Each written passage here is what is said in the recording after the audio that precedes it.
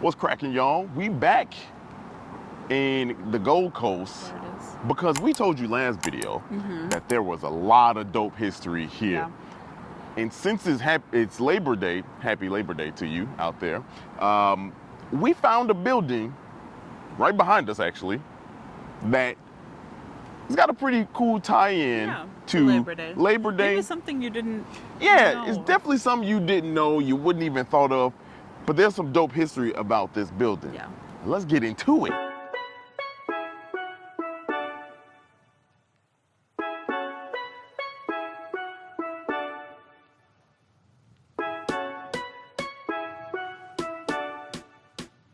Right now, we are located at 1500 North Astor here in the Gold Coast.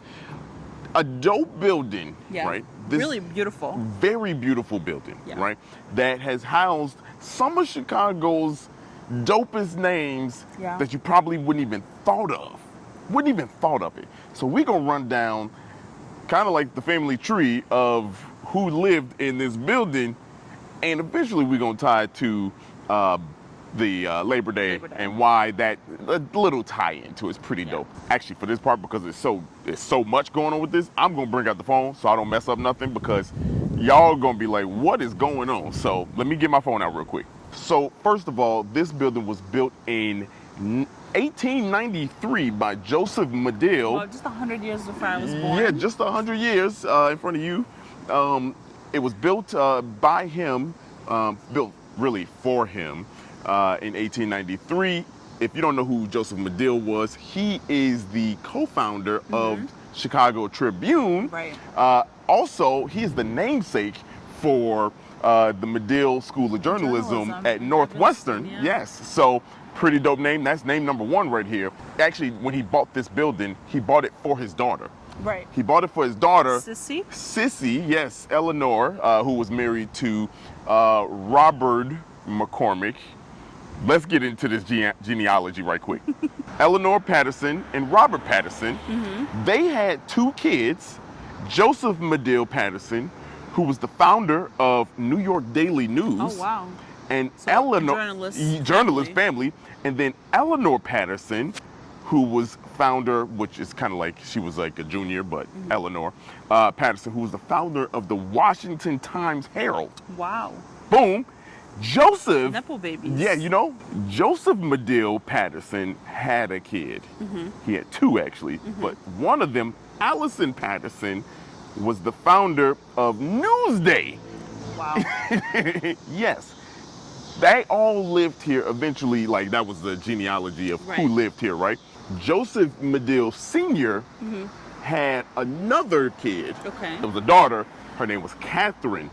She had a son whose name was Robert Rutherford McCormick, who was then the person that took over and became the owner of Chicago Tribune. Coined the term Chicagoland. Yes, and let's walk down here because he lived right down the street. Let's. He lived, I don't know if you can see, but the little brown brick building right there, he lived right there. Now we going back in front of the building right here. But Joseph Medill Sr. was also the mayor of Chicago at one point. Right. Which is crazy. So, he became the mayor after the Chicago fire, which the first article written about the Chicago fire was by the Chicago Tribune. Boom, look, you see how that shit worked out? Let's get it.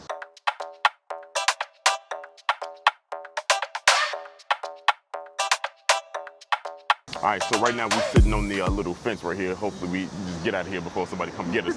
But we say all that to say this building is pretty dope, but it doesn't stop right there. Right. There was another family that lived in this house afterwards. His name was Cyrus McCormick Jr., unrelated to Robert McCormick. He just coincidental, that he was in this building as well. But he lived here. And if you don't know that name, he was the son of Cyrus McCormick Sr., who was the creator of the Reaper, which we talked about in earlier episodes. The Reaper It's known as International Harvester. Right. That company is now known today as Navistar. Right.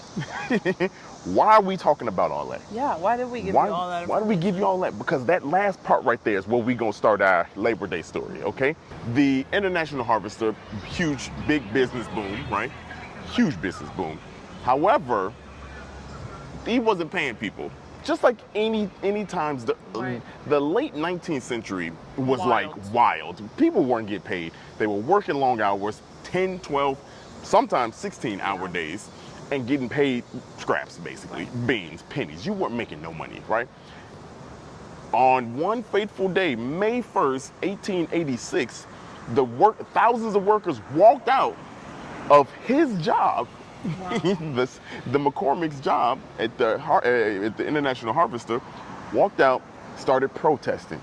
Now, I should tell you, protests aren't new here in Chicago. Right. Like around that time, plenty of people were protesting. Like we said, wages and hours put in. Yeah. However, this time was a little bit different. You start protesting here in Chicago. Then what happened was that lasted like a few days. Mm-hmm. That protest lasted a few days. May 4th, 1886, the Haymarket riot. Y'all probably familiar with the Haymarket riot, okay? The Haymarket riot, deadly, because what happened was a bomb went off between protesters and police, and nobody knows to this day who threw that bomb and killed several civilians, protesters, as well as police officers. Yeah. Nobody knows to this day. That happened over 175 North Des Plaines. So if you want to go see the monument that we got over there, you can go check that out. But that's the Haymarket riot, right? It's the Haymarket riot. Now, another fun fact for you about the Haymarket, about... Not fun. It's not fun. Another fact about this situation and how it changed time, right? Right around 3 years later, in May of that year, what happened was the world started to take notice of what happened in Chicago. And action started happening. Socialists in Paris organized May 1st, 1889. Wow. And to commemorate the moment on May 4th, 86, 3 years before, what happened in Chicago. Workers weren't getting paid over there either. So they were like, hey, look, let's commemorate this day. And they called it International Laborers' Day. Wow. So the world created a day based off of what happened in Chicago. Yeah. Also, the phrase May Day didn't necessarily come from that instance, but that is considered May Day, especially over in Europe. So, boom, there's that nugget of fun fact for you. In Jordan, Labor Day is May 1st. Boom, there you go. Look, see? Chicago just made a way. Now, you're probably wondering, Labor Day, how does this tie into Chicago? Haymarket didn't really start it. It did kind of start it. Later on, after, in 1894, September, or May actually, May again in 1894, the Pullman porters, we talked about this before, the Pullman car, I should say, the Pullman car, they were just, it was a luxury thing that he wasn't paying anybody. He cut wages. He made them work upwards of 16 hours. Yeah. 16 hours to do a job, still not paying them. So people struck, okay? Now, fun fact about this strike, this is one of the top 10 biggest strikes in American history. That's insane. 250,000 employees across the nation walked out. What happened was the American Railway Union joined forces with the labor workers of Pullman and said, hey, we aren't going to pull your cars. And at that time, trains were huge. So when trains got stopped, it brought America's economy and travel and transit to its knees. Think about everything that needed to travel via train. Just to its knees. That was crazy. Now, because there was no other way to transport. There was no other way. There was no other way. This caused major rioting. Yeah. You got cops and things happening, and we're just 8 years removed from the Haymarket. Right. We're just 8 years removed, okay?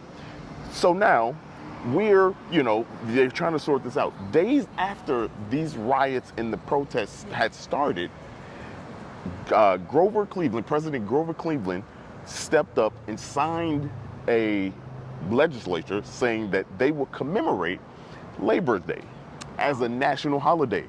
Granted, 24 states had already been celebrating Labor Day Right. already, observing it, you know, One of them being Illinois. One of them being Illinois, and New York, which is oftentimes credited right now with having the first ever Labor Day parade in the early 1880s, right? In that time frame. Yep. So now that it's become law in September of 1894, everybody is like, all right, cool. But at the same time he did that, he sent troops to Chicago to just a few years earlier. Yeah, no. He sent troops right as the Pullman thing was happening. Shit. Yes, he did that and sent troops, and they killed. Wow, look, a politician not being real. Killed dozens of people. He killed dozens of people by sending the troops here. Crazy. So yes, we got the legislature for Labor Day, but we also got that as like a slap. You know, like that's ridiculous. However, that did change the world, because think about all labor laws around the world. Child labor laws came from it. More unions started forming, not in just America, but around the world. Right. This all changed. Crazy. Crazy. So Chicago, you could thank for Labor Day, because of that. Also, one fun fact I can't talk about without, we can't talk about leave without talking about it. Well, I stumbled over that. The Brotherhood of the Pullman Porters sleeping car. Long story short, Pullman Porters, they were first black union in 1934. They worked for Pullman, had horrible laws and things like that, or working conditions. They banded together and became America's first black union. Correct. Boom. There you are. There's the history about Labor Day and how Chicago was at the forefront of it. We hungry. It's not as hot as last time. It's not, but it's still hot. But we're going to leave this neighborhood yet again. So let's get it. Eat. Yeah.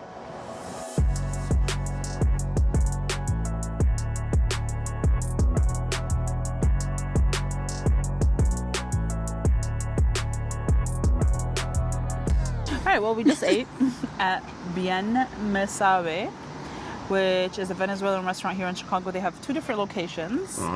They've been open for about 7 years. I believe this location on Montrose is their first one in Uptown. This is Ravenswood, Uptown, right? No, we're in Ravenswood. Ravenswood. God forbid I say the wrong. Yeah, man. Ravenswood. He's not a real Chicagoan. Yeah, I'm not. So whatever.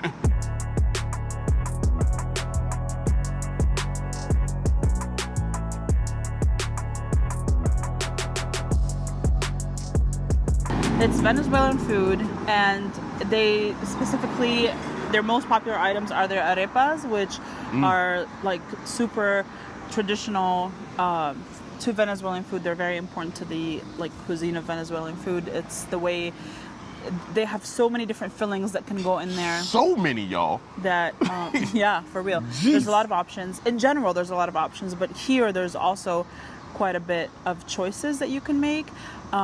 And this is my second time here. So second time. This is my first time ever being here. What the fuck? What? Who have I come here with? Yeah. I honestly don't remember. It was definitely a friend. Anyway, so here's some things we ate. We started off with the sampler. Yes. Which comes with 5 different items. So you get. That was 5 on there? Yeah, you get the cheese sticks. Okay. Or 4 items. Yeah. You get it's 3 cheese sticks. Hold on, this right here. Y'all not ready for this. This right here, I don't know what that is. Hold on. I'm silly. Which are like a heavy dough. They're not like mozzarella sticks. They're a dough wrapped around a cheese stick and then deep fried. And it is not a mozzarella style. Not a mozzarella. But like in that shape. Yeah, in the shape of a mozzarella stick. In the same family. And the cheese is handmade. It's good. It's smacking. Yeah. This is a homemade cheese. That's homemade cheese? No, handmade. There it is. Handmade. Look, they said handmade cheese. This bad boy is cheesy. Let's Very. go. It's absolutely delicious. Yes. And then the next item is it's kind of like a sweet hush puppy. It's cornmeal fried. Yes. And shaped into kind of like a little tie. Oh, yes. Fuck, it broke in half. Just take it. Oh shit. And so it's like kind of like a hush puppy. It's cornmeal deep fried, and It has cheese on top. It's really delicious. It's sweeter than you would expect, but it's really, really good. And it's a dense dough. Yeah, that whole plate actually, sampler is heavy. Yeah, we got really full. We got full pretty quick because like we also had like these empanadas that were like, we had 3 different types: cheese, a roast beef, and chicken. Yep. All smack. All smack. But I think all deep fried. All deep fried. I think the star of the show though was the garlic sauce thing. Oh yeah. That you get with everything that you order from here. Good. That set everything off to a higher level. Yeah. You know what I'm saying? It was so good. But that was all good. Yeah. And then on that plate we also got the plantains that have cheese and like tomato and stuff on top, which were also that was good. Really, really good. Washed it down with my second Venezuelan lemonade. I don't care how dark y'all think I look right now on this, but like, let me tell you, this Venezuelan lemonade is off the charts, especially when it's been hot. Like, I don't even know what to do with this. Should I put it in there or should I just lick it? Just leave it where it was. Oh, but damn, now it's wet. For the vibes.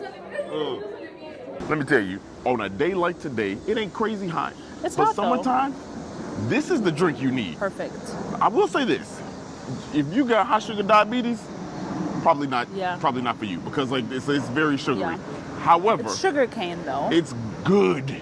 It's sugar cane, not sugar. Yes, it's so good though. Really good. Got the it's smacking. Delicious. It's a little tart, it's a little sweet. Little tart. It's very good. Yeah. And then for our main stuff, we got 2 different arepas.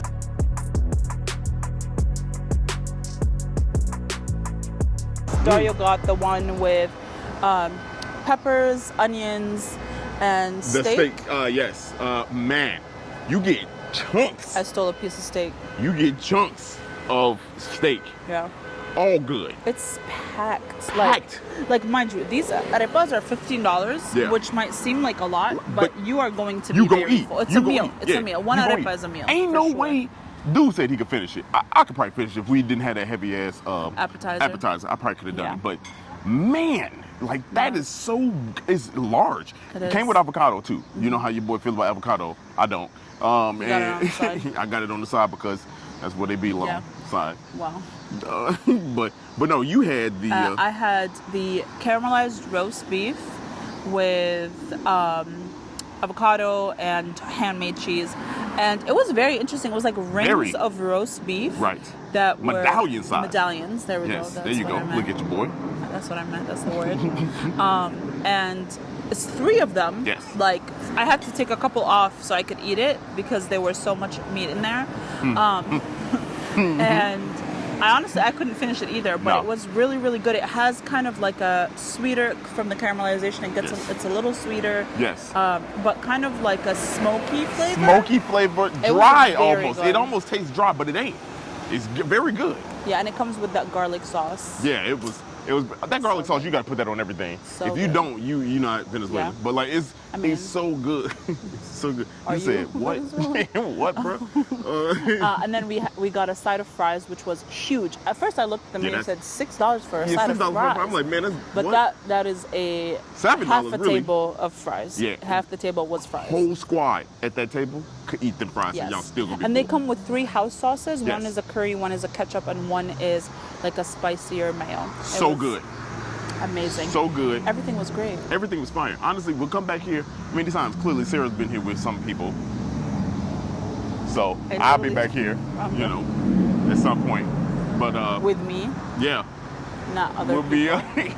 Anyway, we done. I'm done talking. Yeah. You done? Come to BienMeSabe.